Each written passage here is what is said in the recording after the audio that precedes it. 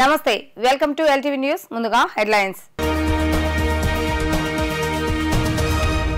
కర్నూలులో లా యూనివర్సిటీకి భూమి పూజ చేసిన ముఖ్యమంత్రి వైఎస్ జగన్మోహన్ రెడ్డి అభివృద్ధి వికేంద్రీకరణే వైఎస్ఆర్ కాంగ్రెస్ పార్టీ ప్రభుత్వం యొక్క ముఖ్య ఉద్దేశమని వ్యాఖ్య పిఠాపురం నియోజకవర్గం నుంచి జనసేన అధినేత పవన్ కళ్యాణ్ పోటీ స్వయంగా ప్రకటించిన జనసేనాని టీడీపీ రెండో జాబితా విడుదల 34 మందితో రెండో జాబితాను విడుదల చేసిన టీడీపీ అధినేత చంద్రబాబు అభివృద్ధి వికేంద్రీకరణే వైఎస్ఆర్ కాంగ్రెస్ పార్టీ యొక్క ముఖ్య ఉద్దేశమని ముఖ్యమంత్రి వైఎస్ జగన్మోహన్ రెడ్డి అన్నారు. హైదరాబాద్ కు రాజధానిని తరలించే సమయంలో కర్నూలులో హైకోర్టు ఏర్పాటు చేయాలని తీర్మానించారని గుర్తు చేశారు. కర్నూలును న్యాయ రాజధాని చేస్తామని ఇదివరకే చెప్పానని శ్రీబాగ్ ఒప్పందం ప్రకారం అడుగులేస్తున్నామని అన్నారు. కర్నూలులో లా యూనివర్సిటీ నిర్మాణ పనులకు ముఖ్యమంత్రి వైఎస్ జగన్మోహన్ రెడ్డి శంకుస్థాపన చేస్తారు. కర్నూలు జగన్నాథగుట్లో లా యూనివర్సిటీ పనులకు సీఎం వైఎస్ జగన్మోహన్ రెడ్డి శ్రీకారం చుట్టారు. భూమి పూజతో భవన నిర్మాణ పనులను ప్రారంభించారు. అనంతరం లా యూనివర్సిటీ పైలాలను సీఎం వైఎస్ జగన్మోహన్ రెడ్డి ఆవిష్కరించారు. కర్నూలు జిల్లా కల్లూరు మండలం లక్ష్మీపురం జగన్నాథ గట్టుపై 150 ఎకరాల్లో 1011 కోట్ల వ్యయంతో నేషనల్ లా యూనివర్సిటీని నిర్మిస్తున్నారు. లా యూనివర్సిటీ శంకుస్థాపన కార్యక్రమం అనంతరం సీఎం వైఎస్ జగన్మోహన్ రెడ్డి మాట్లాడుతూ శ్రీబాగ్ ఒడంబడికలో భాగంగా ఈ ప్రాంతానికి సరైన న్యాయం జరిగేందుకు నేషనల్ లా యూనివర్సిటీ దోహదపడుతుందని సీఎం వివరించారు. కర్నూలులో ఎన్హెచ్ఆర్సీ లోకయుక్త హైకోర్టు భవనాలు నిర్మిస్తామని తెలిపారు. నేషనల్ లా యూనివర్సిటీ నిర్మాణానికి అడుగులు వేగంగా పడాలని కోరారు. లా యూనివర్సిటీ కోసం 1000 కోట్లు కేటాయించామని తెలిపారు. ఈ యూనివర్సిటీతో పాటు న్యాయపరమైన అంశాలకు సంబంధించిన AP legal meteorological commission, labour commission, VAT appellate commission, works board, మానవ హక్కుల కమిషన్ ఏర్పాటు కానున్నాయని చెప్పడానికి సంతోషిస్తున్నానన్నారు. వీటి వల్ల ఈ ప్రాంతానికి మంచి జరగాలని కోరుతున్నానని ఆయన అన్నారు. ఈరోజు వైఎస్ఆర్ ఈబీసీ నేస్తమనే ఈ పథకం ద్వారా 4,19,583 మంది నా అక్క చెల్లెమ్మలకు 629 కోట్ల రూపాయలు వారి ఖాతాల్లోకి నేరుగా జమ చేయనున్నాం. ఈరోజు జమ చేస్తా ఉన్న ఈ సొమ్ముతో కూడా కలుపుకుంటే మొత్తంగా ఈ 3 దఫాల్లో నా అక్క చెల్లెమ్మలకు 4,95,269 మంది నా అక్క చెల్లెమ్మలకు మంచి జరిగిస్తూ 1,877 కోట్ల రూపాయలు ఈ వైఎస్ఆర్ ఈబీసీ నేస్తమనే ఈ పథకం ద్వారా మాత్రమే నా అక్క చెల్లెమ్మలకు మంచి చేయగలిగాము అని కూడా ఈ సందర్భంగా సగర్వంగా తెలియజేస్తా ఉన్నాను. చంద్రబాబు నాయుడు గారి పేరు చెప్తే ఆయన చేసిన ఒక్క మంచి గుర్తుకు రాదు. ఆయన పేరు చెప్తే ఒక్క మంచి స్కీము కూడా గుర్తుకు రాని పరిస్థితి చంద్రబాబు నాయుడు గారిదైతే, ఇక దత్తపుత్రుడి పేరు చెబితే ఏం గుర్తుకొస్తుందో తెలుసా?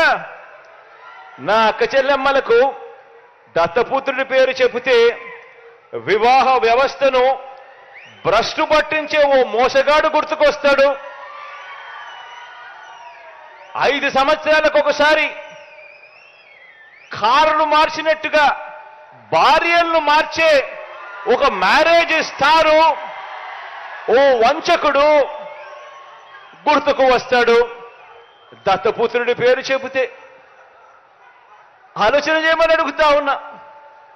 ఒకరికి విశ్వసనీయత లేదు, మరొకరికి విలువలు లేవు. ఈ విశ్వసనీయత లేని, ఈ విలువలు లేని వీరు, ఈ విశ్వసనీయత లేని, ఈ విలువలు లేని వీరు 3 పార్టీలుగా ఇవాళ కూటమిగా ఏర్పడి 3 పార్టీలుగా కూటమిగా ఈరోజు ఏర్పడి ఈరోజు మీ బిడ్డ మీదకి యుద్ధానికి వస్తున్నారు. కాదు, మీ బిడ్డ మీదకి రాదు, మీ బిడ్డ మీదకి కాదు యుద్ధానికి వీళ్ళు వచ్చేది. 3 పార్టీలుగా వీళ్ళు కూటమిగా ఏర్పడి పేదవాడి భవిష్యత్ మీదకి వీళ్ళు యుద్ధానికి వస్తా ఉన్నారు. జనసేన అధినేత పవన్ కళ్యాణ్ ఏ నియోజకవర్గం నుంచి అసెంబ్లీ ఎన్నికల బరిలోకి దిగుతారనే సస్పెన్స్ కు తెరపడింది. పిఠాపురం నుంచి పోటీ చేయబోతున్నట్లుగా ఆయన గురువారం స్వయంగా ప్రకటించారు. ప్రస్తుతం ఎంపీగా పోటీ చేసే ఆలోచన లేదని, ఎమ్మెల్యేగా పోటీ చేయాలని ఉందని ఆయన స్పష్టతనిచ్చారు. ఈ మేరకు జనసేన సోషల్ మీడియా సమావేశంలో పవన్ అధికారికంగా ప్రకటించారు. 2014లో పార్టీ స్థాపించగానే పిఠాపురం నుంచి చేయమని అడిగారని ఆయన వెల్లడించారు. తెలంగాణ నుంచి, పిఠాపురం నుంచి పోటీ చేయమంటూ తనకు వినతులు వచ్చాయని అన్నారు. అయితే రాష్ట్రం కోసం ఆలోచించి అప్పుడు పిఠాపురం నుంచి పోటీ చేయలేకపోయానని అన్నారు. నిజం చెప్పాలంటే ఎన్నికల గురించి తాను ఎప్పుడూ ఆలోచించలేదని, అనంతపురం అర్బన్ నియోజకవర్గంలో నిలబడదామనుకున్నానని, అందుకే 2014లో పార్టీ ఆఫీసును అక్కడి నుంచి ప్రారంభించానని తెలిపారు. ఈ 2014, 2019 నేను అనుకుంది అంచెలంచెలుగా పార్టీని పెంచుదామని. నాకు బలం లేదని నాకు తెలుసు.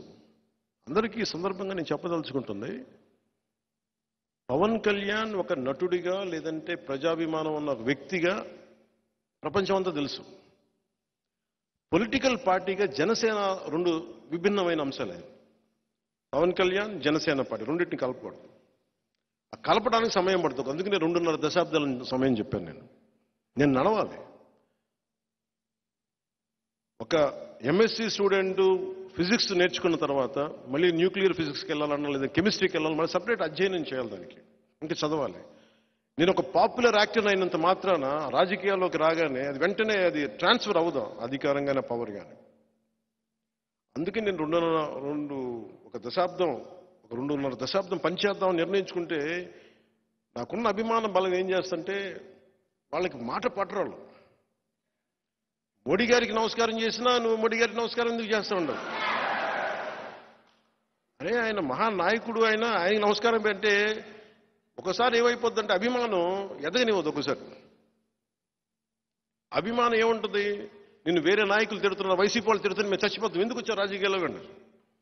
నేను రాజకీయాల్లో మీకోసం అలా ఏడుస్తున్న సుగాలి ప్రీతి తల్లి కోసం వచ్చాను. సో పోనీ పిఠాపురం తీసుకుందామంటే మా ఉదయ్ ఉన్నాడు ఇక్కడ. సో ఉదయ్ని ఏం అడగాలి తెలియట్లా. సో ఉదయ్ని అడిగి పిఠాపురం ఖాయం చేసుకోమని చెప్తాను.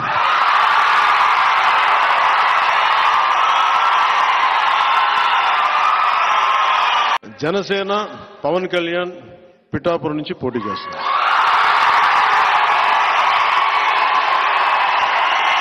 నా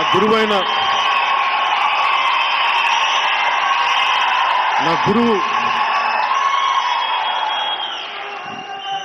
దత్తాత్రేయుల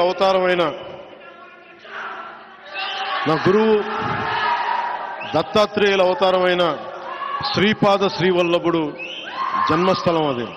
టీడీపీ ప్రభుత్వం 34 మందితో రెండో జాబితాను విడుదల చేస్తుంది. ఎప్పటిలాగే ఈ జాబితాలో కూడా ప్రజల అభిప్రాయాలకు ప్రాధాన్యత ఇచ్చామని టీడీపీ అధినేత చంద్రబాబు నాయుడు ట్వీట్ చేశారు. టీడీపీ అభ్యర్థులను ఆశీర్వదించాలని ప్రజలకు చంద్రబాబు నాయుడు విజ్ఞప్తి చేశారు. తెలుగుదేశం పార్టీ నేడు 34 మంది అభ్యర్థులతో రెండో జాబితాను విడుదల చేస్తుంది. దీనిపై పార్టీ అధినేత చంద్రబాబు నాయుడు స్పందించారు. టీడీపీ అభ్యర్థుల రెండో జాబితాను సోషల్ మీడియాలో పంచుకున్నారు. రాబోయే 2024 ఎన్నికల్లో టీడీపీ తరపున పోటీ చేసే అభ్యర్థుల యొక్క మొదటి జాబితాను ఇప్పటికే ప్రజల ముందు ఉంచడం జరిగింది. ఇప్పుడు మరో 34 మంది అభ్యర్థులతో కూడిన రెండో జాబితాను మీ ముందుకు తీసుకొచ్చాం. అభ్యర్థుల ఎంపికలో ఎప్పటిలాగే ఈ జాబితాలో కూడా ప్రజల యొక్క అభిప్రాయాలకు ప్రాధాన్యత ఇచ్చామని వెల్లడించారు. టీడీపీ అభ్యర్థులందరినీ ఆశీర్వదించి గెలిపించాలని రాష్ట్ర ప్రజలను కోరుతున్నానని చంద్రబాబు నాయుడు ట్వీట్ చేశారు. జన సైనికులు ఏకమై రాష్ట్రాన్ని అంధకారంలో నెట్టేసిన జగన్ ప్రభుత్వాన్ని రానున్న ఎన్నికల్లో ఓడించాలని చెల్లిపల్లి శ్రీనివాసరావు పిలుపునిచ్చారు. రాక్షస పాలన విముక్తి కోసం ప్రజల క్షేమమే ముఖ్యమని, ఉమ్మడిగా ఏకమై జనసేన, టీడీపీ, బీజేపీ అభ్యర్థులను గెలిపించుకోవాలని ఆయన కోరారు. మంగళగిరి నియోజకవర్గంలోని జనసేన పార్టీ కార్యాలయంలో జనసేన పార్టీ 11వ ఆవిర్భావ దినోత్సవం సందర్భంగా మంగళగిరి నియోజకవర్గ ఇన్ఛార్జ్ చెల్లిపల్లి శ్రీనివాసరావు జెండా ఆవిష్కరించారు. అనంతరం పార్టీ నాయకులు, అభిమానుల సమక్షంలో కేక్ ను కట్ చేశారు.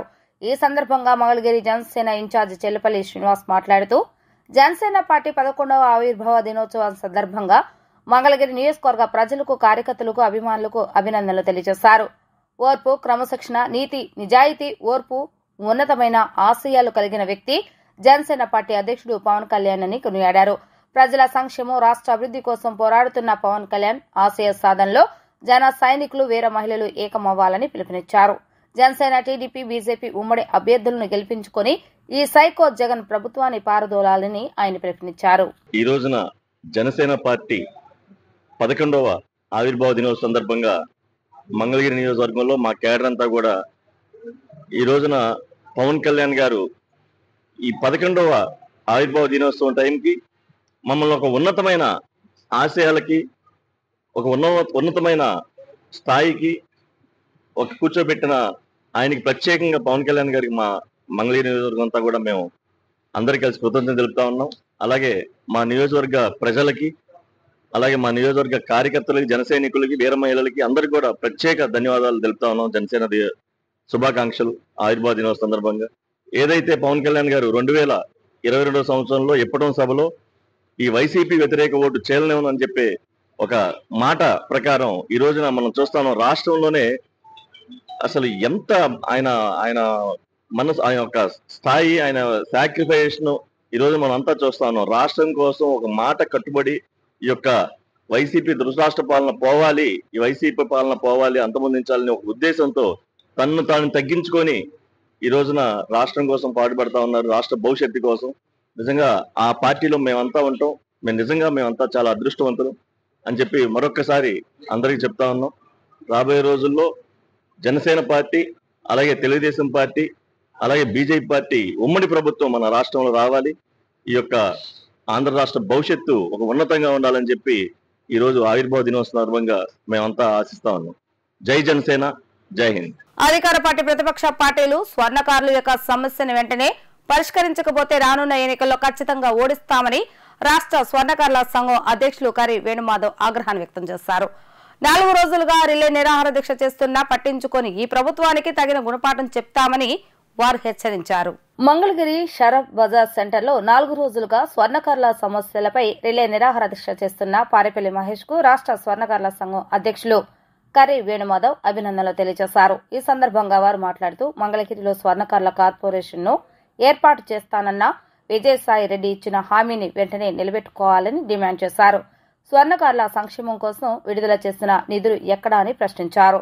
4 రోజులుగా నిరాహార దీక్ష చేస్తున్న పారేపల్లి మహేష్ కు 8 లక్షల మంది మద్దతు ఉందని తెలియజేశారు. ఎన్నికల కోడ్ 4 రోజుల సమయం ఉందనగా అభివృద్ధి, శంకుస్థాపనలు, సంక్షేమాలు అంటూ హడావుడి చేస్తున్న జగన్ ప్రభుత్వం మా సమస్య పట్టించుకోవడం లేదని ఆగ్రహాన్ని వ్యక్తం చేశారు. స్వర్ణకారుల అభివృద్ధి కోసం ఏర్పాటు చేస్తున్న నిధులు ఎక్కడ ఉన్నాయని ప్రశ్నించారు. మంగళగిరిలోని స్వర్ణకారుల వృత్తి చేస్తున్న 10,000 మంది కార్మికులు గుంటూరు జిల్లా బీసీ ఉద్యమ నాయకుడు పారేపల్లి మహేష్ కు మద్దతుగా ఉన్నారని తెలియజేశారు. స్వర్ణకారుల సమస్యను వెంటనే పరిష్కరించకపోతే రానున్న రోజుల్లో ఉద్యమాన్ని మరింత ఉధృతం చేస్తామని వారు హెచ్చరించారు. మేము చాలా నైపుణ్యం కలిగిన వస్తువులు తయారు చేస్తాము. అదే విధంగా మాకు మంచి ఎవరు చేశారో వారికి అండగా ఉంటాము. చెడు చేసిన వారికి కూడా అదే విధంగా మేము గుణపాఠం తెలియజేయగలం. దయచేసి మా గౌరవ ఎమ్మెల్యే అల్లా రామకృష్ణారెడ్డి గారు మాకు ఇక్కడ స్వర్ణకార కాంప్లెక్స్ కట్టడానికి ఒక స్థలాన్ని ఏర్పాటు చేయడం, మరి దానికి సంబంధించి జీవో తేవడం జరిగింది. మరి అది అనుకోకుండా కోర్టులో కేసులకు వెళ్తాం. మరి ఆ కార్యక్రమం కూడా పూర్తి కాకపోవడంతో మరి ఇక్కడ మంగళగిరి ప్రాంతానికి చెందిన స్వర్ణకారులకి ఎటువంటి న్యాయం చేయలేకపోయాం. మరి గతంలో సీఎం అభ్యర్థిగా ఉన్న నారా లోకేష్ గారు, సాక్షాత్తు ఆయన కూడా సీఎంతో సమానమే, అలాంటి వ్యక్తిని కూడా మేము ఇదే మార్కెట్ లో మా స్వర్ణకారులకి ఏమి చేశారు మీరు అని మేము గట్టిగా అడగడం జరిగింది. పూర్తిగా కూడా వైసీపీని నమ్మి మేము వైసీపీ పార్టీకి పనిచేసాము. దయచేసి మా స్వర్ణకారులకైతే తగిన న్యాయం చేయాలి, చేసేదాకా కూడా మా పోరాటం ఆగదని ఈ సందర్భంగా తెలియజేసుకుంటూ దీక్షలు అనేది కొనసాగుతాయని ఈ సందర్భంగా తెలియజేసుకుంటాం. స్వర్ణకారులకు ప్రత్యేక కార్పొరేషను, అలాగే మంగళసూత్రాల తయారీ, అలాగే 272 జీవోలో మార్పులు, ఈ రకాలైనటువంటి విధాలతో ఒక ఎమ్మెల్సీ పదవి అన్ని కూడా ఇచ్చారు. కానీ ఇప్పటి వరకు కూడా చేయకపోవడం వల్ల ఈ రోజున మహేష్ గారు మరి 8 లక్షల మందికి మరి ప్రతినిధిగా రాష్ట్ర స్వర్ణకార సంఘం తరఫున అందరూ ఎక్కడ గుంటూరు జిల్లాలోనే లాస్ట్ టైం కూడా చేశారు కాబట్టి ఇక్కడే మంగళగిరిలోనే మళ్ళీ చేయడం మా అందరికీ ఆనందదాయకం. అందుకనే సందర్భం రాజకీయ వాతావరణం వేడిగా ఉన్నా సరే మాకు అవసరమైనటువంటి డిమాండ్ కోసం ఈ రోజున బయటికి రావడం జరిగింది. మరి అధికార పార్టీకి, ప్రతిపక్ష పార్టీలకు కూడా ఒకటే తెలియజేస్తా ఉన్నాం, ఈ శిబిరం కొనసాగుతుంది. మీరు వచ్చి తప్పనిసరిగా మీ యొక్క హామీని ఈ శిబిరం ద్వారా ఇస్తే మాత్రమే రాష్ట్ర స్వర్ణకార సంఘం మొత్తం పరిగణలో తీసుకుంటుంది. లేకపోతే మహేష్కు మద్దతుగా రాష్ట్రంలో 152 స్వర్ణకార సంఘాలు మేము ప్రతి టౌన్ లో కూడా ఎన్నికల్లో గెలిపించగలం, ఓడించగలం. డయాలసిస్, హైపర్ టెన్షన్ నుండి అరికట్టేందుకు హలో కిడ్నీ యాప్ లాంచ్ చేయడం జరిగిందని డాక్టర్ విజయలక్ష్మి తెలియజేశారు. కిడ్నీ, షుగర్, హైపర్ టెన్షన్ నుండి జీవన ప్రమాణాన్ని పెంచుకునేందుకు ముందుగానే ప్రతి ఒక్కరూ పరీక్షలు చేయించుకోవాలని ఆమె పిలుపునిచ్చారు. మంగళగిరిలోని గణపతి నగర్ ఆయుష్మాన్ భారత్ డాక్టర్ రాజశేఖర రెడ్డి పట్న ఆరోగ్య కేంద్రంలో హలో కిడ్నీ యాప్ ని NRI professor doctor Saikrishna, NRI medical institute professor doctor Varaprasad, Guntur general hospital doctor Sivaramakrishna, doctor Vijayalakshmi, doctor Shyamala ఆవిష్కరించారు. ఈ సందర్భంగా వారు మాట్లాడుతూ 5 సంవత్సరాల ముందుగానే షుగర్, కిడ్నీ సమస్యలను అరికట్టేందుకు హలో కిడ్నీ యాప్ ఉపయోగపడుతుందని అన్నారు. WHO వివరాల ప్రకారం 40 లక్షల మంది కిడ్నీ వ్యాధితో బాధపడుతున్నారని తెలియజేశారు. కిడ్నీ డయాలసిస్ వ్యాధి ఉన్నవారు మన రాష్ట్రంలో 30,000 మంది పైగా ఉన్నారని తెలియజేశారు. మన రాష్ట్రంలో మొదటిసారిగా ఫిలైట్ ప్రాజెక్టు ద్వారా హలో కిడ్నీ యాప్ లాంచ్ చేయడం జరిగిందని, ఈ అవకాశాన్ని ప్రతి ఒక్కరూ వినియోగించుకోవాలని వారు కోరారు. ఇప్పుడు మనకి ఆంధ్రప్రదేశ్లో చూసుకుంటే ప్రతి 100 మందిలో 20 మందికి డయాబెటీస్, ప్రతి 100 మందిలో 27 మందికి హైపర్ టెన్షన్ ఉండడం జరుగుతుంది. ఈ డయాబెటీస్, హైపర్ టెన్షన్ ట్రీట్మెంట్లో ఉన్న వాళ్ళందరూ కంటిన్యూస్గా కిడ్నీ టెస్ట్ చేయించుకోవాల్సిన అవసరం ఉంది. కిడ్నీ టెస్ట్ చేయించుకోవడం వలన కూడా డిటెక్ట్ కానిది ఇంకా ఎర్లీ డిటెక్షన్తో మనం ముందు డిటెక్ట్ చేయడం ద్వారా డయాలసిస్కి వెళ్ళే పేషెంట్స్ యొక్క నంబర్ తగ్గించడం అనేది ఈ పైలట్ ప్రాజెక్ట్లో మెయిన్ ఎయిమ్ అనమాట. అంటే డయాలసిస్కి వెళ్తే ఏంటంటే వాళ్ళకి పాకెట్ ఎక్స్పెండిచర్ ఎక్కువ అవుతుంది, ప్లస్ హెల్త్ ఫంక్షనరీస్ మీద కూడా ఎక్కువ బర్డెన్ పడుతుంది. ఇవన్నీ తగ్గించాలంటే ఈ పైలట్ ప్రోగ్రామ్ ద్వారా ఎర్లీ డిటెక్షన్తో తెలుసుకుంటే కనుక ముందే మెడికేషన్ ఇవ్వడం ద్వారా ఈ డయాలసిస్కి వెళ్ళే పర్సంటేజ్ని తగ్గించవచ్చు అని తెలిసింది. అందుకని ఈ పైలట్ ప్రోగ్రామ్కి యాక్సెప్ట్ చేయడం జరిగింది NHM నుండి. అంటే కిడ్నీ డయాలసిస్ కి వెళ్లకుండా ముందు స్టేజ్ లో అంటే బిఫోర్ 5 years ఇప్పుడు కొంతమంది పేషెంట్స్ ని టెస్ట్ చేయడం జరిగింది. బిఫోర్ 5 years మనం ఆ ప్రమాదాన్ని డయాలసిస్ కి వెళ్లకుండా ఆ యొక్క డేంజర్ ని ముందుగానే గుర్తించగలుగుతాము. ఈ యాప్ లో దాంట్లో ఏమిటంటే ఐడెంటిఫై చేసిన తర్వాత ఏం మెడిసిన్ వాడాలనేది కూడా అక్కడ మనకి చూపిస్తుంది యాప్. సో దీన్ని ఇక్కడ మనం అంటే అర్బన్ ఏరియాలో ముందుగా అర్బన్ ప్రైమరీ హెల్త్ సెంటర్ మా డాక్టర్ అనూష గారి ఆధ్వర్యంలో ఈ రోజు ఇక్కడ లాంచ్ చేయడం జరిగింది. మా అర్బన్ సెంటర్ లో లాంచ్ చేయడం కూడా మాకు చాలా హ్యాపీగా ఉంది. దీనివల్ల ఏమిటంటే ముందుగా మనం డయాలసిస్ కి వెళ్లకుండా ఐడెంటిఫై చేయడం వల్ల క్వాలిటీ ఆఫ్ లైఫ్ అంటే జీవన ప్రమాణాలని మనం పెంచగలుగుతాం. అంటే ఎప్పుడో వెంటనే అంటే లాస్ట్ స్టేజ్ కి వచ్చేసిన తర్వాత ఐడెంటిఫై చేసుకుని డయాలసిస్ కి వెళ్ళిపోయే ప్రమాదం లేకుండా ఈ యాప్ లో ఐడెంటిఫై చేస్తామని చెప్తున్నారు. సో పైలట్ గా స్టార్ట్ చేస్తున్నారు. సో వెరీ హ్యాపీ అండి మాతో కొలాబరేట్ అయ్యి ఇక్కడ చేస్తున్నందుకు. అండ్ ఈ అవకాశాన్ని అందరూ ఉపయోగించుకోవాల్సిందిగా కూడా నేను రిక్వెస్ట్ చేస్తాను. చాలా మందికి millions of thousands of patients కి వాళ్ళ లైఫ్ సేవ్ చేయొచ్చు. At the same time economic burden to the state GDP government కి ఎకనామిక్ బర్డెన్ కూడా తగ్గించవచ్చు. ఈ కాన్సెప్ట్ ఈ పైలట్ ప్రాజెక్ట్ చేస్తున్నాము. ఈ పైలట్ ప్రాజెక్టు ప్రస్తుతము ఈ వీక్ నుంచి మొదలుపెట్టి ఒక 3-3.5 నెలల్లో కంప్లీట్ చేస్తాము. సుమారు 2,000 నుంచి 3,000 మంది వరకు పేషెంట్స్ మనం స్క్రీన్ చేసి వాళ్ళలో ఏ సీకేడీలో ఎంతమంది ఉన్నారు, వాళ్ళ స్టేజ్ ఏంటి, ఆ సీకేడీ స్టేజింగ్ బట్టి మొబైల్ హెల్త్ అప్లికేషన్ ఫిజిషియన్స్ కి ఇక్కడ కూర్చున్న ఫిజిషియన్స్ కి ఏ ట్రీట్మెంట్ ఇవ్వాలో ఆ ట్రీట్మెంట్ ఇస్తూ వాళ్ళు స్టాండర్డ్ కేర్ లో ఎలా తీసుకురావాలి కూడా ఇది హెల్ప్ చేస్తారు అనమాట. మేడం శ్యామల గారు చెప్పినట్లు 2025 కల్లా 75/25 ఇనిషియేటివ్ అంటే diabetes, hyper tension across India వాళ్ళందరినీ స్టాండర్డ్ కేర్ లో తీసుకురావాలంటే వాళ్ళకి కిడ్నీ ప్రాబ్లమ్స్ ఉన్నాయా, హార్ట్ ప్రాబ్లమ్స్ ఉన్నాయా, ఉంటే వాళ్ళందరికీ నార్మల్ గా గైడ్ లైన్స్ ప్రకారం ట్రీట్మెంట్ PSC లెవెల్లో వెళ్తుందా లేదా అని చెక్ చేయడానికి పైలట్ ప్రాజెక్ట్ దోహదం చేస్తూ ఉంటుంది. రాష్ట్రంలో త్వరలో జరగనున్న సార్వత్రిక ఎన్నికల్లో జీరో వయలెన్స్, నో రీపోల్ ప్రధాన యంత్రాలు కావాలని రాష్ట్ర ప్రధాన ఎన్నికల అధికారి ముఖేష్ కుమార్ మీనా అధికారులకు సూచించారు. వీటికి అనుగుణంగా జిల్లా ఎన్నికల పోలీసు అధికారులు ప్రణాళికబద్ధంగా ముందస్తు ఏర్పాట్లు చేసుకోవాలని ఆదేశించారు. 2 యంత్రాల అమల్లో ఎటువంటి తేడా వచ్చినా దానికి సంబంధిత అధికారులు బాధ్యత వహించవలసి ఉంటుందని స్పష్టం చేశారు. ఏపీలో జరగనున్న సార్వత్రిక ఎన్నికలను ప్రశాంత వాతావరణంలో పారదర్శకంగా నిర్వహించేందుకు అధికారులు తగు చర్యలు తీసుకోవాలని రాష్ట్ర ఎన్నికల ప్రధాన అధికారి ముఖేష్ కుమార్ మీనా దిశానిర్దేశం చేశారు. ఎన్నికల ఏర్పాటుపై అన్ని జిల్లాల ఎన్నికల అధికారులు, పోలీసు సూపరింటెండెంట్లు, పోలీస్ కమిషనర్లతో ఆయన వీడియో కాన్ఫరెన్స్ నిర్వహించారు. ఎన్నికల సంసిద్ధతకు తీసుకుంటున్న చర్యలను సమీక్షించారు. ఎన్నికల్లో హింసకు ఎటువంటి తావు ఉండకూడదన్నారు. ఎలక్ట్రానిక్ ఓటింగ్ యంత్రాలు పటిష్టంగా పనిచేసే విధంగా ముందుగానే తగు ఏర్పాట్లు చేసుకోవాలని సూచించారు. బూత్ క్యాప్చరింగ్ కు అవకాశం లేకుండా పటిష్టమైన బందోబస్తు ఏర్పాట్లను చేయాలని ఆదేశించారు. ఎన్నికల షెడ్యూల్ ప్రకటనకి ముందు తర్వాత జిల్లాల అధికారులు తీసుకోవాల్సిన చర్యలను పవర్ పాయింట్ ప్రజెంటేషన్ ద్వారా వివరించారు. కంట్రోల్ రూమ్ల ద్వారా నిరంతర పర్యవేక్షణ, రాజకీయ పార్టీల అనధికార ప్రకటనల డిఫెన్స్మెంట్, 50% పోలింగ్ స్టేషన్లో ఎన్నికల ప్రక్రియ, వెబ్ కాస్టింగ్, ఎన్నికల షెడ్యూల్ ప్రకటన అనంతరం రోజువారీ పంపవలసిన నివేదికలు తదితర అంశాలను అధికారులకు వివరించారు. త్వరలో ఎన్నికల షెడ్యూల్ ప్రకటించనున్న నేపథ్యంలో ఓటర్లు గుర్తింపు కార్డుల పంపిణీ ప్రక్రియను వేగవంతం చేయాలని జిల్లా ఎన్నికల అధికారులను ముఖేష్ కుమార్ మీనా ఆదేశించారు. ఓటర్ల గుర్తింపు కార్డులను తప్పనిసరిగా పోస్టల్ ద్వారానే బట్వాడా చేయాలని, ఒక పాడేరు ప్రాంతం మినహా మరే ఇతర ప్రాంతాల్లో మాన్యువల్ గా పంపిణీ చేయడానికి వీలు లేదని స్పష్టం చేశారు.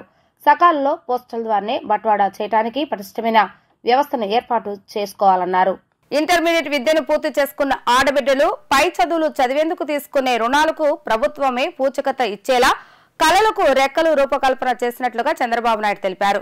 కోర్సు కాలానికి రుణం పై వడ్డీ కూడా ప్రభుత్వమే భరించేలా పథకం ప్రణాళిక రూపొందించామన్నారు.